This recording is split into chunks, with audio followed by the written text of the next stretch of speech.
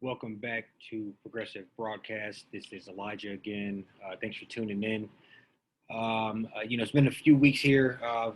We've got a sports podcast going as well. I've been trying to keep up with that. It's March Madness happening. Go Blue. And so I've been keeping up with that. Also, I do need a haircut here. That's what happens when your barber catches the COVID. But anyway, today I wanted to talk about something regarding a person that used to be, as far as I'm concerned, a major pillar in the progressive Democrat media. That's one Bill Maher. I would say Bill Maher used to be a pillar, something you could look to always have a great idea, even if his show, always have for a good debate on his show. And I would say since the last 8 years, 7, 8 years, you begin to see him change his ideas. Not really change his ideas, just not keep up with ideas. I would say, he. I grew up watching him a lot, so I can say this. Looking back, I was always very political. My parents grew up. I grew up in a very democratic, progressive household, and so we always watched a different newscast, whatever. But regardless, Bill Maher was the thing we always watched Friday nights when his show was on, starting is literally from seventh, eighth grade on. And I would say then that was the Bush era, and he was making fun of Bush, and it was easy to watch his show.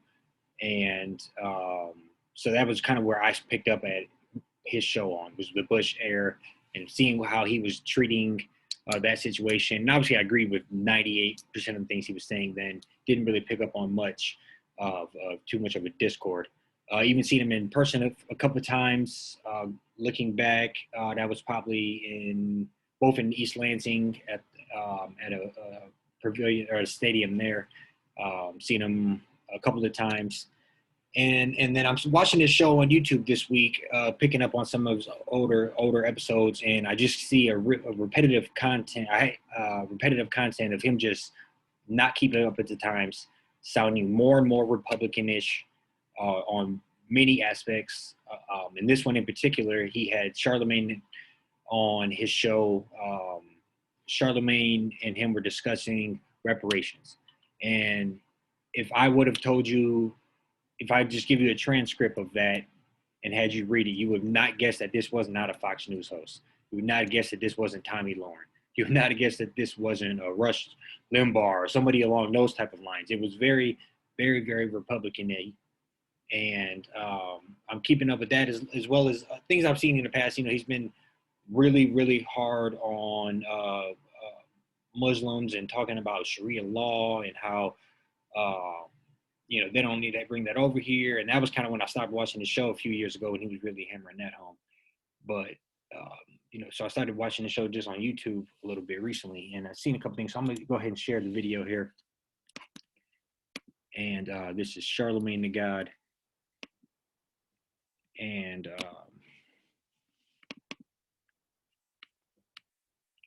Bill Maher.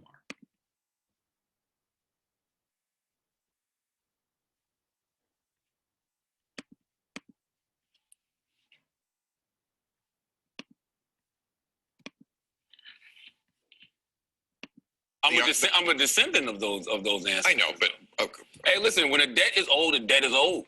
Period. But you've got a lot of money, so you say you should get more. Should I get more? Well, no, you should get a check. Yes, I'm 97% West African, born in Charleston, South Carolina, so I should definitely get a check. But if it's to the point where, you know what, you make too much money, we don't think you deserve it, cool, give it to somebody who needs it. But to act like black people in this country don't deserve reparations is absolutely nuts to me. Hey, this is what I want. Like this.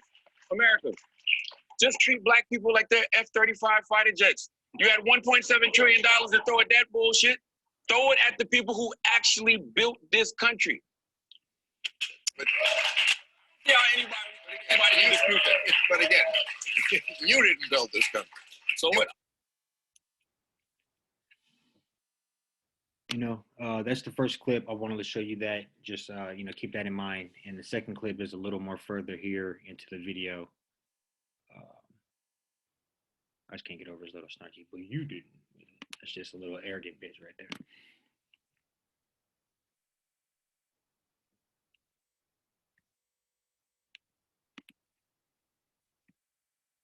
Say Obamacare, which helped black and brown people way more than white people. Obviously, all people can sign up for Obamacare, but that is the practical effect of it, is a form of reparations.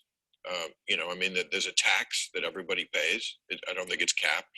You know, rich people pay more. Those kind of solutions are different. I mean, listen to me what Glenn Larry says. He says, Okay. it frames the moral claims African Americans legitimately have in the wrong way. The idea this debt can be paid is a terrible idea. That's his. Here's the thing. Once again,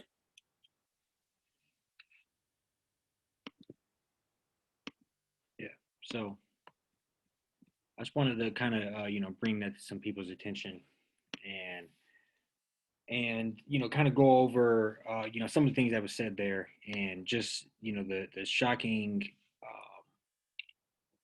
his rhetoric, I would say, just how brazen he is. But you didn't do that, and uh, and then saying that Obamacare is a form of reparations to Black people is literally one of the most ridiculous statements I think I've heard in a while. Obamacare is a reparations to Black people. What is Bill Maher talking about? He said, obviously all people can sign up for it. We needed to fix it. So is he against, what all is he against as far as healthcare goes? That's a different topic, but let's stick to this one here. So I decided to look up some stats, and this is a very reliable source here. This is the Urban Institute. You can see the logo down there, published in, I think, 2016. So this would have been the first four years or so of Obamacare. And I want to pull up these stats here.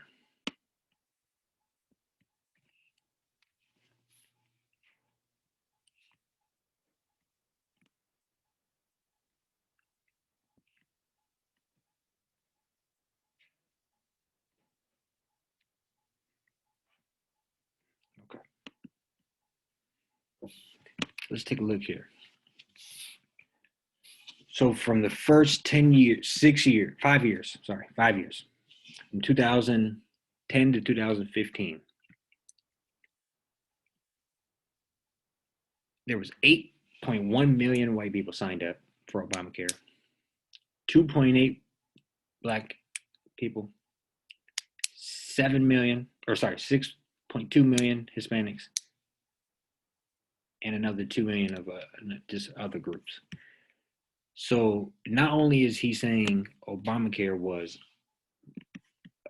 a direct form of reparation payments for Black people, he is neglecting the fact that there was more people not Black that signed up for this. I just have no idea what he's talking about. It is something that I just think he's going off the rails. I would look up in a few years here, and I could easily see him being in the Republican wing. You know, more. He basically is, as far as I'm concerned, half and half. But as far as time's passing him by, when he could rely on just being pro weed and you know, atheist, for lack of a better term, that's passed him by. That's the common with millennials. So I think he's gonna have to, if he's going to start catering to other people. And I see the demographics catering to. I read through the comments on here. I think this is very interesting. He's not even, you know, as far as I'm concerned, he's not even the best TV show on HBO right now. John Oliver's blown him out of the water. His show looks dated. He needs to figure some shit out. Talking to the one person for 15 minutes. No. He's first he's standing there, do his own thing for 5 to 10 minutes. Then he goes talk to one person for 15. Then he goes and talk to these people over here. And then his you know, skits are way too played out as far as elongated. He's getting dated. So I would say, you know, just keep that in mind. And thanks for tuning in.